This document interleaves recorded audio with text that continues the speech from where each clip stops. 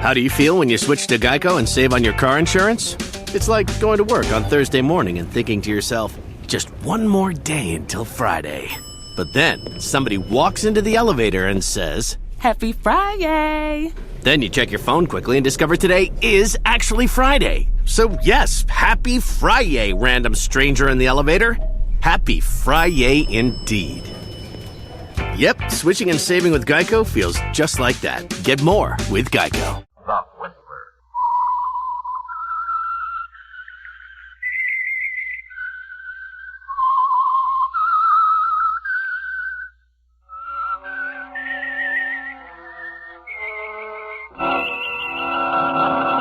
I am the Whistler, and I know many things, for I walk by night. I know many strange tales, hidden in the hearts of men and women who have stepped into the shadows. Yes, I know the nameless terrors of which they dare not speak. And now the Whistler's strange story, One Dark Night.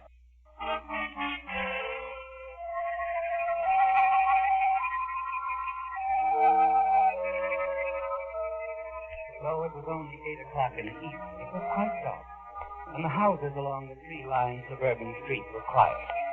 In one house, a light could be seen burning brightly through the front windows of the house on the corner, its illuminating rays reaching out across the front lawn to form finger-like shafts of light and shadow. And inside, Frank Jason paced the living room floor, moving with the nervous steps and motions of a sensitive animal contemplating danger. Frank Jason stopped his pacing on occasion, stared down at a large, dark stain in the center of the living room carpet. Dan talked for a long moment, your mind racing. Then you hurry to the front door. Hello, Frank. Not disturbing you, am I? No, Doris, of course. Come in. You seem nervous. You're not worried about a next-door neighbor dropping in, are you? No. I saw your light on. I thought I'd drop in. Your ever-loving wife and I had a date to go shopping in the morning, but Can't you stop by, Doris? I was about to phone you. Oh. Frank, what's the matter? Nothing wrong.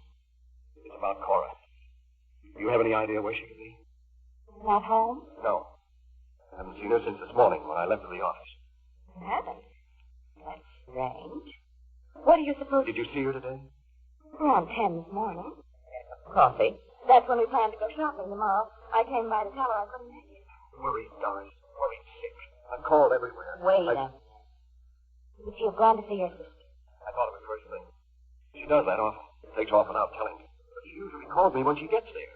And she hasn't? No. Did you call her sister's place? Yes. No answer. She's probably gone out. She could have tried to reach you when you weren't here. I haven't left the house since I got back from the office. Oh, I'm sure Cora's all right. She just forgot to call. You know how she is. Yes, that could be it, I suppose. I'll be up for a while. Let me know if you hear from her. Sure. And don't worry. I'm sure Cora's all right. Good night, Frank.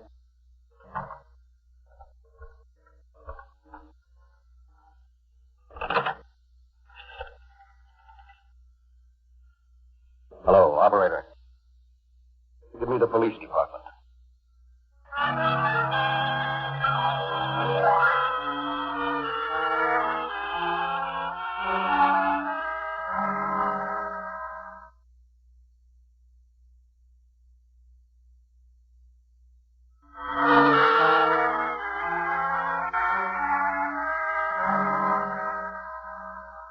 Say, Mr. Jason, you last saw your wife this morning when you left for the office?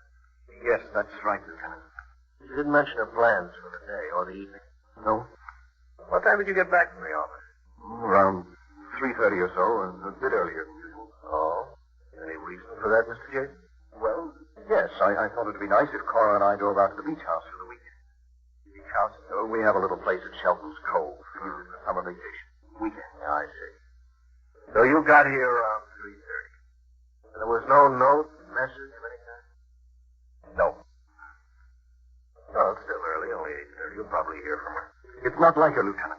Not like her at all. She's left without telling you where she's going before. Yes, but she usually calls later. This time she hasn't called. I waited until 7:30 and then phoned her sister in Santa Barbara. There was no answer. I finally got through to her just before you got here, Lieutenant. And Cora hadn't been there. Her sister hadn't heard from her. Something's happened to her. Something dreadful. I know it. I'll take it easy, Mr. Jason. There's no need to get excited. No need. Here, let me show you something, Lieutenant. Over here. Well? That small scatter rug on the carpet. Lift it up. Okay. Well, what's this? That stain wasn't there this morning, Lieutenant. Neither was the scatter rug. Somebody put it there to hide the stain in the carpet. How's that? I happened to notice it shortly before I called you. The rug doesn't belong here. We usually have it in front of the fireplace. I was curious. Went over to pick it up. And, well, that's when I saw the stain. Uh-huh. Could it be blood? Yeah, it could be, Mr. Jason. We'll check it. A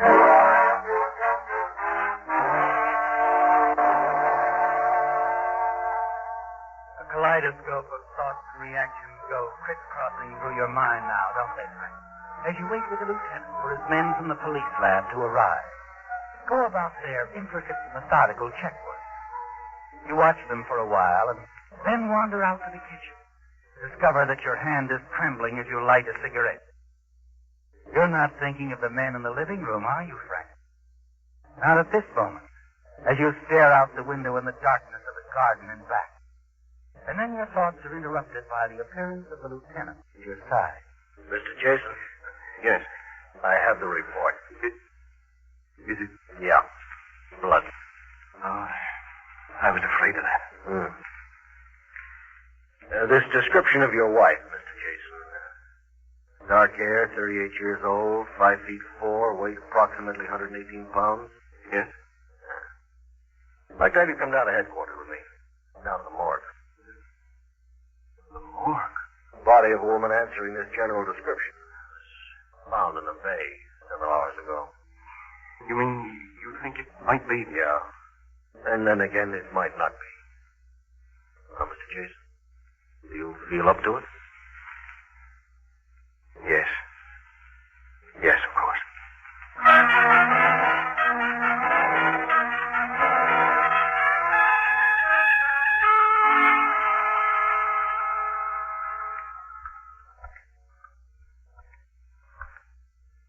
Here we are, Mr. Jason. Lieutenant, just a moment if you don't mind. Oh, sure. Here, would you like to sit down? No. I'll be all right. Just I know. Take it easy.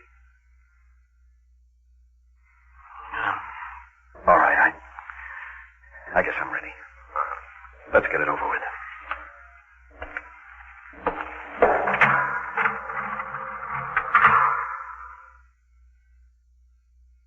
Well, Mr. Jason? No. That's not Cora.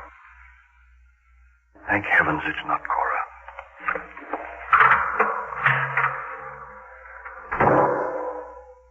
Come on, Mr. Jason. Let's get a cup of coffee.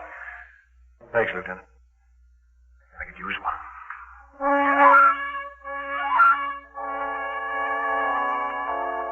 It all feels unreal to you, doesn't it, Frank? Your conversation with the police lieutenant, his lab man working in your living room, the visit to the morgue. All things that you read about in the papers, but never quite pictured as happening to you. Yes, Frank. It's all like a dream, a haze of unfamiliar activity, of questions and answers and nervousness and cigarettes and cups of coffee held in a shaking hand. And then finally, with the lieutenant driving you home, your nerves begin to settle back into place. Reality returns almost simultaneously with the sound of the police car's front tire touching the curb in front of your own home. Oh. Thanks, Lieutenant. You've been very kind. Not at all. You'll let me know if you hear anything. Oh, sure. Try and get a good night's rest, Mr. Jason. Yes. Good night.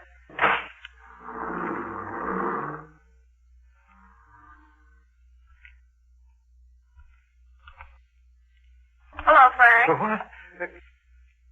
Oh, Doris.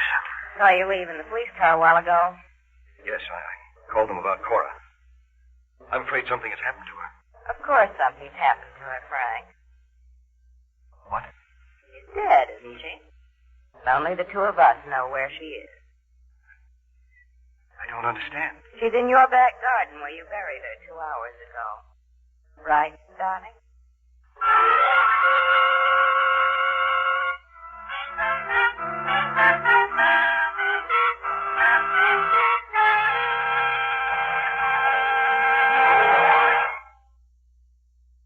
And now back to The Whistler.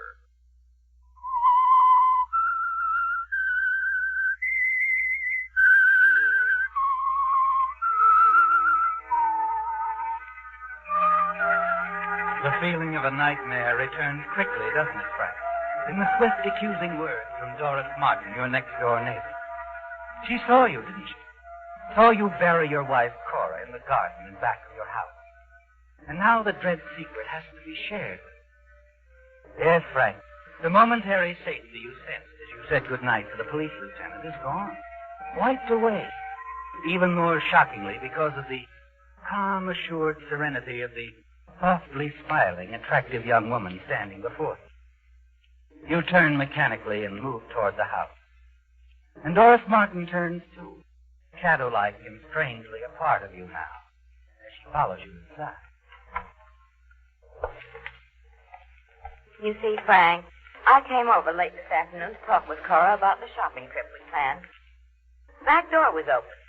I walked into the kitchen. The two of you were too busy arguing to hear me. Then you heard everything. Yes.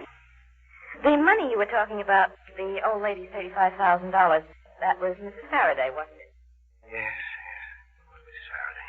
Cora had been her secretary companion once. You had been Mrs. Faraday's lawyer. That's how you met. All right, Doris, there's no need. The old lady has stashed the money somewhere in the house. And when she died, you and Cora took it. No one ever knew. She told you? No, I sort of added things up after overhearing your conversation this afternoon. Cora was all set to skip out with the money, wasn't she? Yes. If I hadn't come home early, surprised her. You surprised me, Frank. I never saw you in such a rage. And then when you picked up the letter opener... All right, Doris, all right. You need a drink? No. What are you going to do, Doris? Do? Why, nothing, darling, nothing at all. I'll keep your little secret. Will you, Doris? Of course. Providing, Providing I make it worth your while. Is that it? You won't find me greedy, Frank. I think we'll get along fine, the two of us. Darling, relax. It's only the doorbell. I'll get it. No, wait. You better get out the back way. But why? Well, it's late. And, well, it might not look right. Oh, don't be silly. Look, I'm your next-door neighbor. I just heard about Cora's disappearance. I'm her best friend. Yes, but... Sit right where you are, Frank. It's the most natural thing in the world for me to be right here, worrying with you.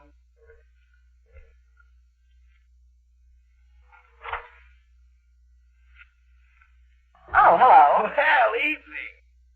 Oh, say. Now, wait a minute. Let me see. Doris, is that right? Right. And you're Harry Evans, Cora's brother. That's right. Well, nice to see you, honey. The folks up? Frank is. Come in.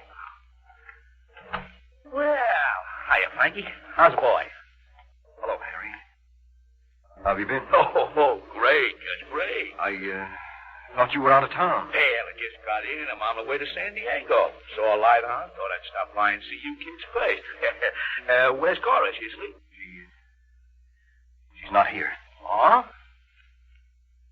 Hey, fella, something wrong? You don't look so good. Yes, something is wrong, Harry. Cora's disappeared. Disappeared? Cora? She wasn't home when I got back from the office. I called everywhere. No one's seen her. Hey, maybe she's been in an accident. Did you check the hospitals? Police are taking care of it, Harry. Look, Frank, you and Cora... Yes? Well, I mean, you didn't have a quarrel, did you? No, of course not. Well, and she might have gone up to Santa Barbara to see you. I called. She's not there. And you don't have... Well, you don't have any idea where she might have... None. I don't like this, Frank. I don't like it at all. Sit down, Harry. I was about to fix a drink for Frank. No, don't trouble, Doris. No trouble. How about you, Harry? Oh, yeah, I can go for a drink. Plain water. Plain water it is. Yeah. Well, I don't know what to make of this, Frank. I'd like Cora to take off like that. Not to let you know where she is. I don't mind telling you, Harry, I'm worried. I'm worried sick. Yeah, sure. I know how you feel. I wish there was something I could do. What can we do? Nothing, I guess. Just sit and wait, that's all. Just sit and wait.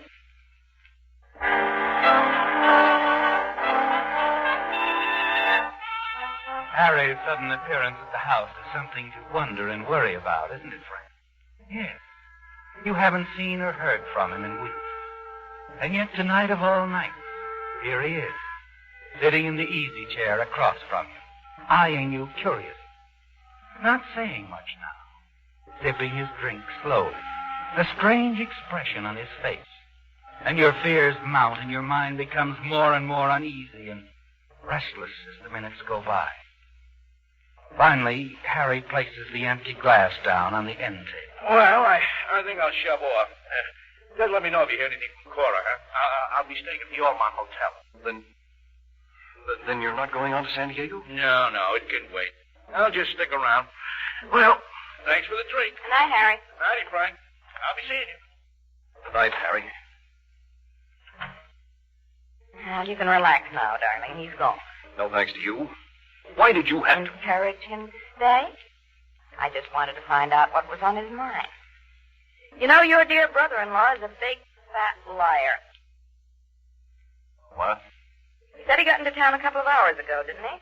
Yes. Really? It might interest you to know he was here in this house last night with Cora while you were out bowling. Here? Last night? That's right. I saw him leaving around 10. Now, why do you suppose he lied, Frank? I don't know. I can make a guess. Cora was always very fond of her little brother Harry, wasn't she? Yes. So he dropped in last night, mentioned he was on his way to San Diego. This gives Cora an idea. She'll take the money, drive south with Harry. Maybe he takes her to the border. For services rendered, she cuts him in on the $35,000. Well, what do you think? I think that's a very good guess, Doris. A very good guess. They probably arranged to meet somewhere this afternoon. Cora didn't show, so little Harry trots over here tonight to find out what's holding things up. Of course. He knows about that money, I'm sure of it. And now he's going to stick around. He means trouble, Frank. Real trouble. I think we'd better keep a close watch on him from now on. There's very little sleep for you that night, is there, Frank? You're certain Doris is right. Harry and Cora working together, running away, sharing the money. And now that Cora has disappeared, he must suspect that you had something to do with it. The following morning, as you wander into the kitchen, you happen to glance out the window and see someone moving about in the back garden through the trees. Someone near the dahlia bed.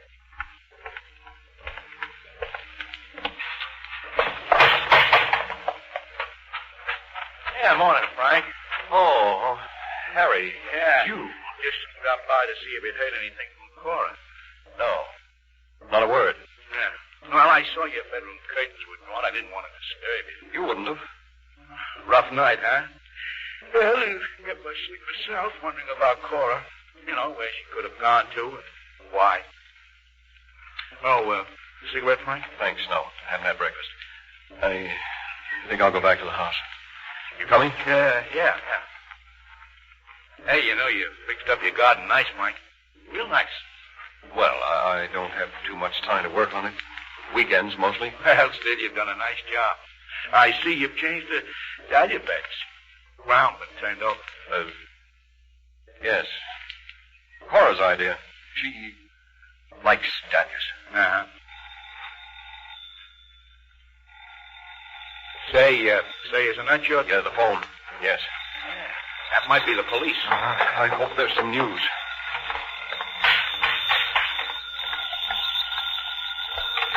Hello? Get rid of him, Frank. Just a moment. Well, what is it, Frank? It's not the police. It's my office. I have to go in. Oh. Well, I'll be shoving off. Have some business to take care of downtown. I'll be back at the hotel around 6 tonight if you want to get in touch. All right, Harry. So long. I'll be seeing you.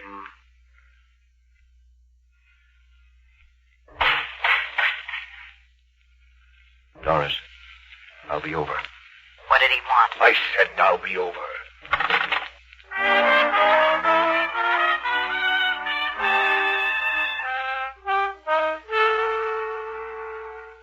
I don't see why you get so excited. We're not discussing things over the phone. It's too risky. But who... You heard me, Doris.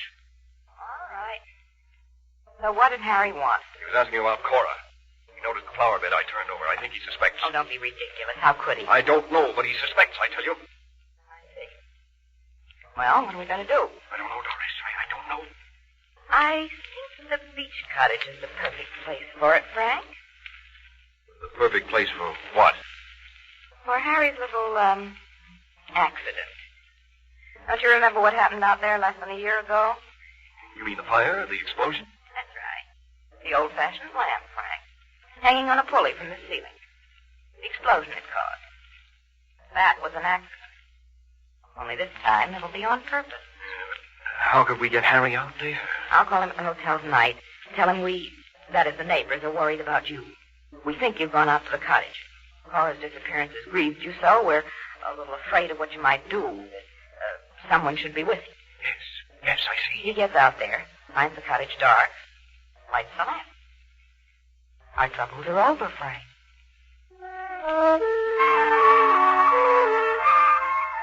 With the coming of night, you're strangely calm, aren't you, Frank? Sharing Dora's confidence that the plan will work. Yes, because it must work. You find that your car has a low tire, so you borrow Doris's car, drive out to the beach, park a short distance from the cottage, go the rest of the way on foot. It doesn't take you long for what you have to do. Set the booby trap for Harry. And a few minutes later, you put in a call to Doris. Yes, Frank. I talked to our friend at the hotel. He'll be leaving for the cottage in another quarter of an hour. Good. It's, all set for him. I'm heading back to town now. Oh, Frank. Yes? After you get back and put my car away, will you call me? Sure, Doris. I'll call.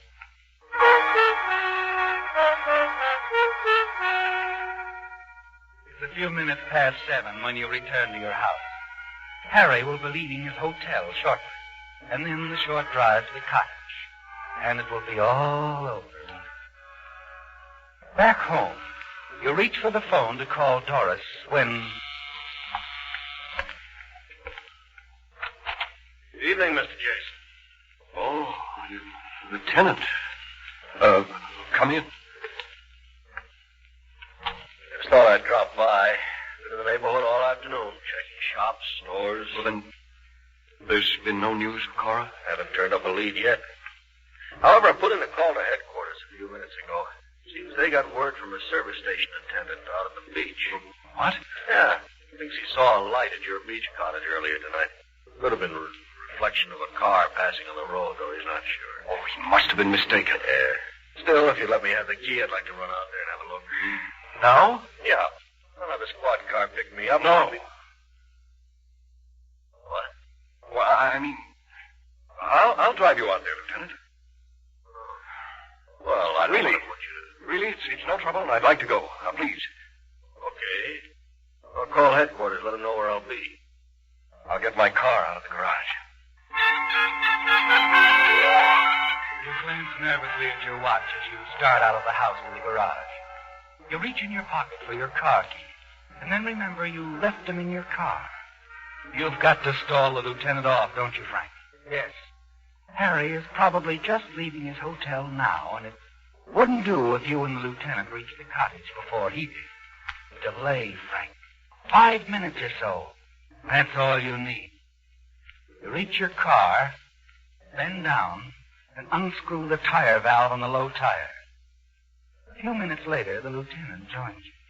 You wrong, Mr. Jason? Oh, I'm afraid so. It's a flat tire. Uh-oh. Maybe I had better call a squad car. No, don't bother. It won't take us 5 minutes to change the tire. Then we'll drive out to the cottage. Okay. I guess a few minutes one way or another won't make much difference.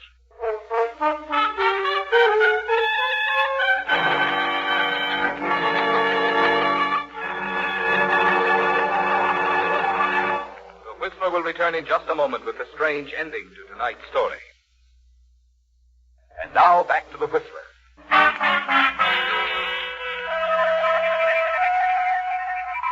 The time you need to change a flat tire is important, isn't it, Frank? Yes, because it will delay the police lieutenant from reaching the beach cottage before your brother-in-law, Harry Evans, does. Before the accident that will take his life and free you of Harry's threat. As you reach inside the car and take the keys from the ignition switch, you hear your phone ringing inside the house. You hand your car keys to the lieutenant and hurry up the driveway to answer your phone. But you reach the phone too late. The wire is dead. And a moment later... Doris. Frank, why didn't you call me or answer the phone? Lieutenant showed up. Now, look, Doris, he's out of the car now. Wants me to go out to the cottage with him. I'm trying to stall him until I'm certain Harry gets there. He won't, Frank. Harry is dead. What? He didn't fall for our little gag. Instead of going out to the cottage, he went straight to your backyard. Started digging. Doris, did he? No. I got behind him with a shovel. You were right, Frank. He knew. I found Cora's earring in his pocket. He must have found it near the flower bed this morning. Doris, where is he? What did you do? What else? We had to get him out of there. I dragged him into your garage. The keys to your car were in the ignition, so I put Harry in the trunk compartment. The trunk compartment? The spare tire is in there. The lieutenant will find the body. I have found the body, Mr. Jason. And the two murderers, too. Quite a chummy arrangement. You two neighbors.